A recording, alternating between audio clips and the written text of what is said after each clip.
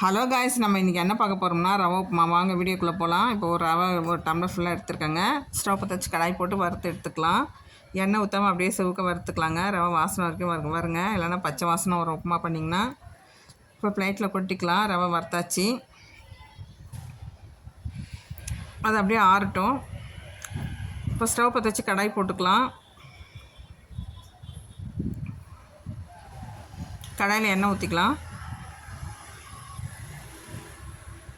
எண்ணெய் நல்லா காயட்டும். கடலப்பருப்பு, உளுத்தம்பருப்பு, கடுகு போட்டிருக்கேன். நல்லா செவந்துருச்சு. 4 வெங்காயம் கட் பண்ணியிருக்கேன், அதையும் போட்டு நல்லா வதக்கிக்கலாம். பச்சை மிளகா போட்டிருக்கேன், அதையும் வதக்கியாச்சு.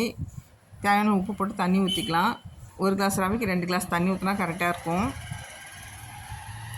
குழையாமல் நல்லாயிருக்கும். பாருங்கள், 10 நிமிஷத்தில் உப்புமா ரெடி ஆகிடுச்சு. நீங்களே ட்ரை பண்ணி பாருங்கள். இந்த உப்புமாவுக்கு சட்னி ரொம்ப சூப்பராக இருக்கும், உடச்சக்கடலை சட்னி.